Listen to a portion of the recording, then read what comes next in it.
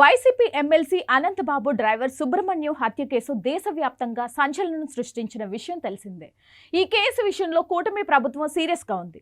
గతంలో ఎమ్మెల్సీ అనంతబాబుకు సహకరించిన పోలీసు అధికారులపై చర్యలకు సిద్ధమవుతుంది. ఈ కేసు దర్యాప్తులో ఉద్దేశపూర్వకంగా జాప్యం చేసిన నిందితులకు కొమ్ము కాసిన సహించేది లేదని ప్రభుత్వం స్పష్టం చేస్తోంది.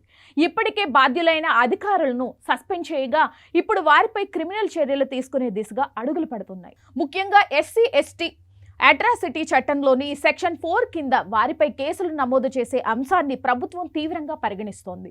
ఈ కేసు విచారణ తీరుపై ఇటీవల సుప్రీంకోర్టు రాష్ట్ర పోలీసు బాస్ పై తీవ్ర ఆగ్రహం వ్యక్తం చేసింది. ఈ నేపథ్యంలో డీజీపీ ఇచ్చిన సిఫార్సుల మేరకు ప్రభుత్వం తక్షణ చర్యలు ప్రారంభించింది. అడ్వకేట్ జనరల్, ఇతర న్యాయ నిపుణుల సలహా మేరకు నిందితులకు సహకరించిన అధికారులపై ప్రాసిక్యూషన్ ప్రారంభించేందుకు రంగం సిద్ధమైంది. అసలు ఏం జరిగింది? 2022 మే నెలలో ఎమ్మెల్సీ అనంతబాబు వద్ద డ్రైవర్గా పనిచేసిన సుబ్రహ్మణ్యం అనుమానాస్పద స్థితిలో మృతి చెందాడు.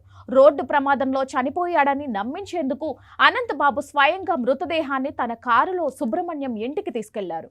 అయితే అది ప్రమాదం కాదు, హత్యేనని కుటుంబ సభ్యులు ఆందోళనకు దిగడంతో దేశవ్యాప్తంగా సంచలనం సృష్టించింది. ఆ తర్వాత ఎమ్మెల్సీ అనంతబాబును పోలీసులు అరెస్ట్ చేశారు. అప్పటి వైసీపీ ప్రభుత్వ హయాంలో పోలీసులు ఈ కేసును నీరుగార్చే ప్రయత్నం చేశారని, కీలక సాక్ష్యాలను తారుమారు చేశారని ఆరోపణలు ఉన్నాయి. ఇటీవల ఈ కేసు సుప్రీంకోర్టుకు చేరినప్పుడే దర్యాప్తులో జాప్యంపై న్యాయస్థానం రాష్ట్ర పోలీసు యంత్రాంగాన్ని గట్టిగా నిలదీసింది.